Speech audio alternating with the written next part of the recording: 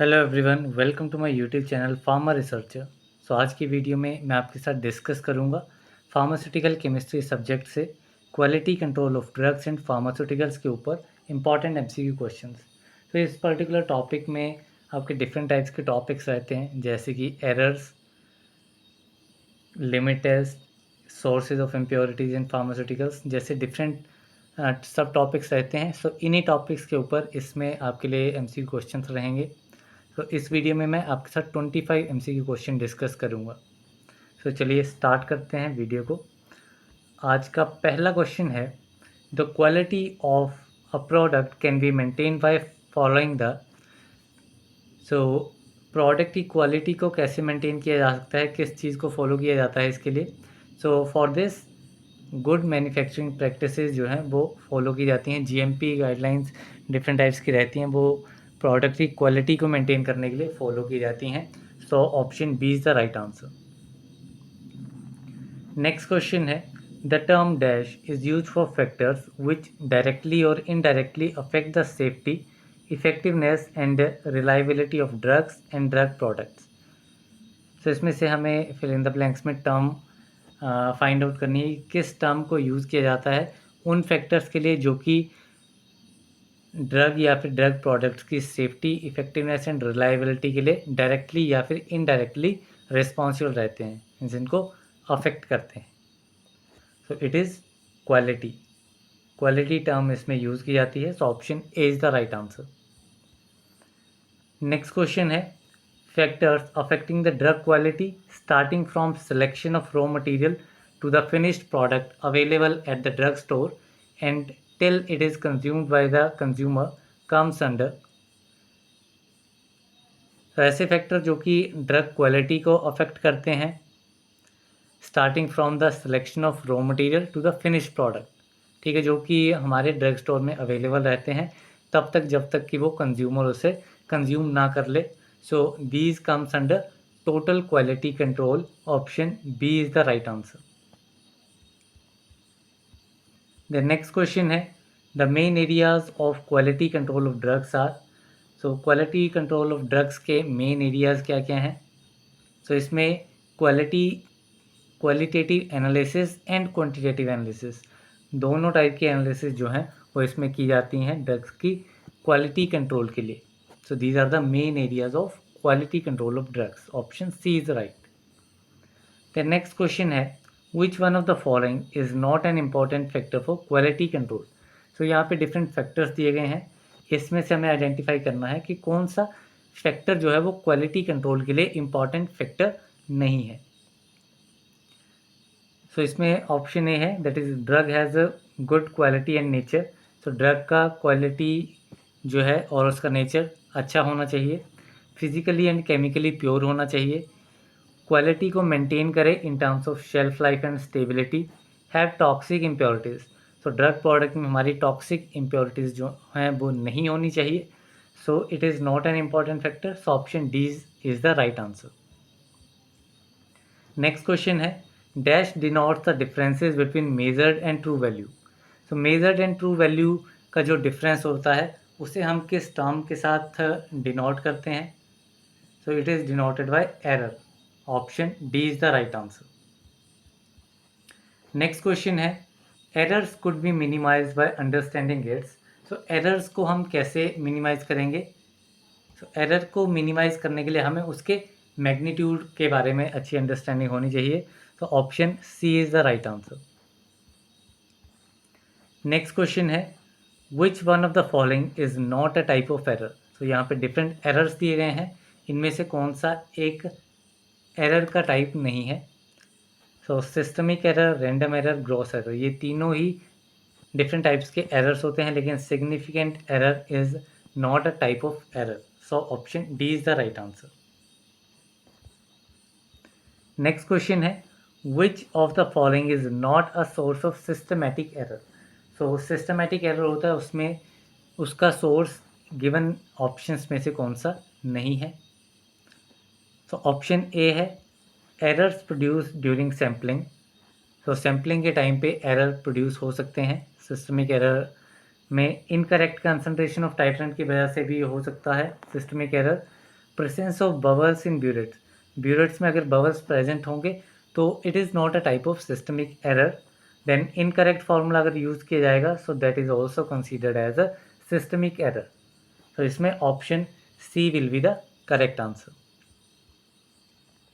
Next question है which one of the following is not a source of gross error, इनमें से कौन सा ग्रोस एरर का सोर्स नहीं है।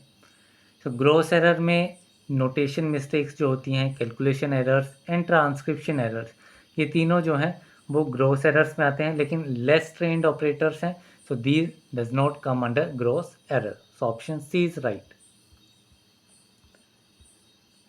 नेक्स्ट क्वेश्चन है dash errors are constant or change slightly by consistent fault during the analysis.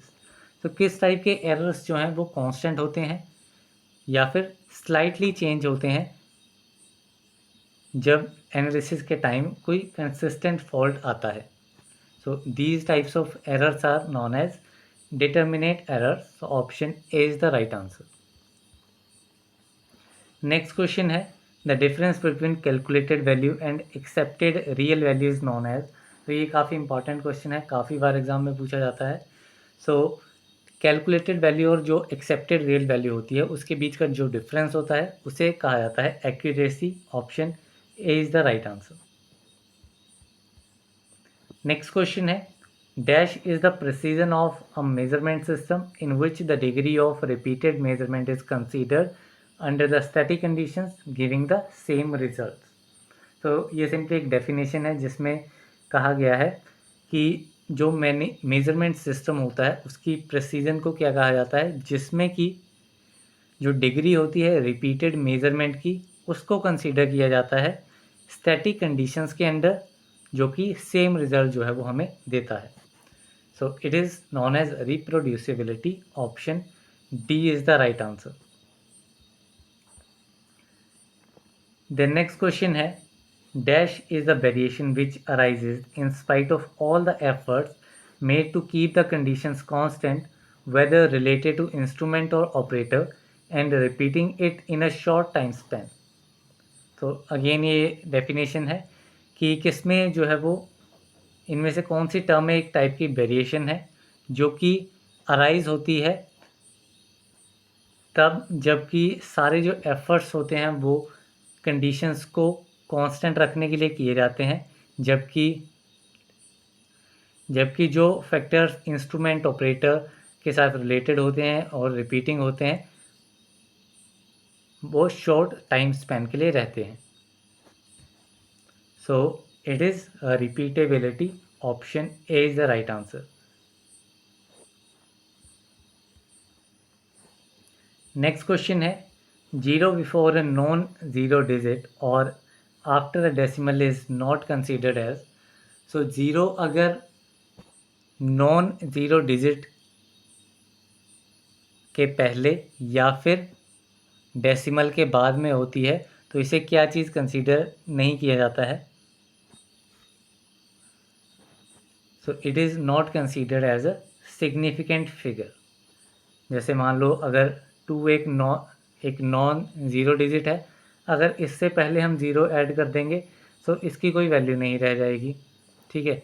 And वहीं अगर हम 2.1 है, ठीक है, अब डेसिमल के बाद में अगर यहाँ पे अगर हम ज़ीरो लगाते रहेंगे या फिर सिंपली 2.0 लगा देंगे तो this is also meaning 2। So these are not considered as significant figures. The next question है which one of the following is not a rule for identifying significant figures। Significant figures को identify करने के लिए इनमें से कौन सा rule नहीं है। सो ऑप्शन ए है trailing zeros after a decimal point are significant. So जो ट्रेलिंग ज़ीरोज़ होती हैं डेसिमल पॉइंट के बाद में वो सिग्निफिकेंट होती हैं।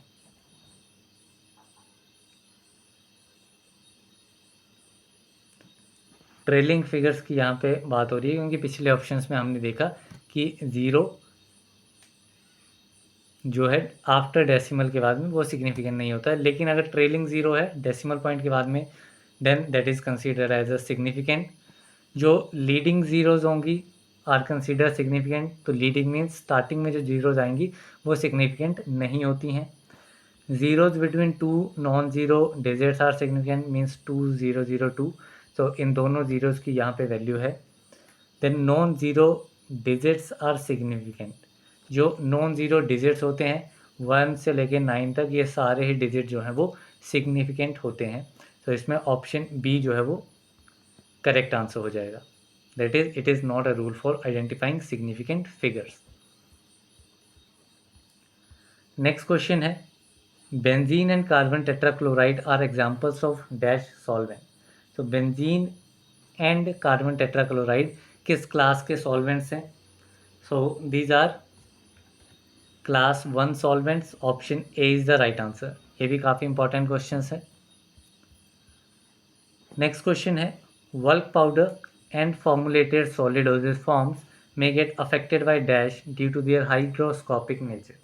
तो जो वर्क पाउडर्स होते हैं and formulated solid doses forms होती हैं वो इनमें से किस फैक्टर से अफेक्ट होते हैं? इनके हाइग्रोस्कोपिक नेचर की वजह से। So these are affected by humidity. ठीक है, बल्क पाउडर्स एंड जो भी सॉलिड डोजेज फॉर्म्स होती हैं वो हाइग्रोस्कोपिक इन नेचर होती हैं एंड ये ह्यूमिडिटी से अफेक्ट होती हैं। नेक्स्ट क्वेश्चन है, incomplete solution of a solute in a liquid formulation gives rise to dash errors. अगर इनकम्प्लीट सॉल्यूशन है किसी सॉल्यूट का एक लिक्विड फॉर्मुलेशन में, तो उसमें किस टाइप के एरर जो हैं वो हमें देखने को मिलेंगे? तो इसमें हमें ग्रोस एरर्स जो हैं वो देखने को मिलेंगे। So option C is the right answer. Next question है, which one of the following is not a method used for quality control. तो इनमें से कौन सा क्वालिटी कंट्रोल का एक मेथड नहीं है? ठीक है, क्वालिटी कंट्रोल में हमारे क्वांटिटेटिव एंड क्वालिटेटिव दोनों टाइप के एनालिसिस आते हैं। तो इसमें कैलोरीमेट्री, प्रेसिपिटेशन, डिसोल्यूशन टेस्ट, ये तीनों ही हमारे क्वालिटी कंट्रोल के मेथड्स हैं। लेकिन फोटोसिंथेसिस जो है वो is not a method of quality control. So option C is the right answer. Next question है, which one of the following is not a source of impurity. इनमें से कौन सा एक इम्प्योरिटी का सोर्स जो है वो नहीं है? तो raw material employed in manufacturing. तो जो रॉ मटेरियल है अगर उसमें कोई भी इम्प्योरिटी आ जाती है, सो रॉ मटेरियल में अगर इम्प्योरिटी रहती है सो वो एक सोर्स बन जाता है इम्प्योरिटी के लिए, जो कि मैन्युफैक्चरिंग के लिए है। जो भी रिएजेंट्स यूज़ किए जाते हैं वो सारे ही इम्प्योरिटी का सोर्स है, क्योंकि वो बाद में उसमें यूज़ किए जाएंगे। देन आपके पास आता है मैन्युफैक्चरिंग प्रोसेस। सो जो मैन्युफैक्चरिंग प्रोसेस हैं, सो मैन्युफैक्चरिंग प्रोसेस जो है वो एक इम्प्योरिटी का सोर्स नहीं है, जबकि ऑर्गेनिक कंपाउंड्स जो यूज़ किए जाते हैं मैन्युफैक्चरिंग में, that is a source of impurity. So option C will be the right answer. Next question है, dash can be prevented by using face mask and special equipment for extraction. So extraction के time पे अगर face mask का use किया जाएगा या किसी special equipment का यूज़ किया जाएगा, तो उससे हम किस चीज़ को प्रिवेंट कर सकते हैं? तो इसमें हम क्रॉस कॉन्टेमिनेशन से प्रिवेंट कर सकते हैं। So option B is the right answer. Next question है, क्वांटिटेटिव और semi quantitative test intended for identifying and controlling small quantities of impurities which may occur in a substance are termed as.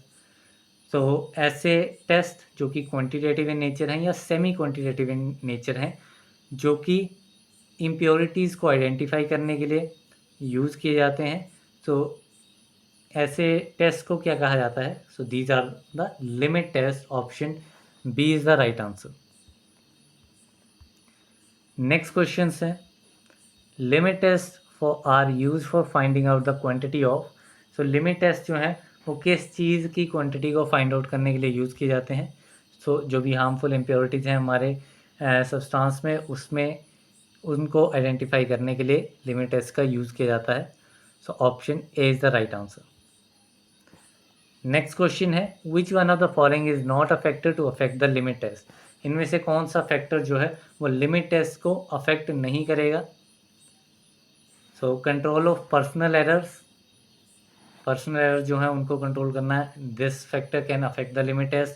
Sensitivity specificity of test जो है ये सारे जो है वो affect कर सकते हैं लिमिट टेस्ट को, लेकिन ion present in the substance, अगर कोई आयन प्रेजेंट है सब्सटेंस में वो उस चीज़ को अफेक्ट नहीं करेगा। So option B is the right answer. So यहाँ पे हमने क्वालिटी कंट्रोल के ऊपर 25 MCQ क्वेश्चन डिस्कस कर लिए हैं। इसमें अभी और काफ़ी MCQ क्वेश्चन बचते हैं जिसमें हम लिमिट टेस्ट जो है उसको काफ़ी डिटेल में और स्टडी करेंगे, उसके इंपॉर्टेंट MCQ क्वेश्चंस करेंगे। सो इस वीडियो में बस इतना ही, मिलते हैं अगली वीडियो में, तब तक के लिए थैंक यू वेरी मच।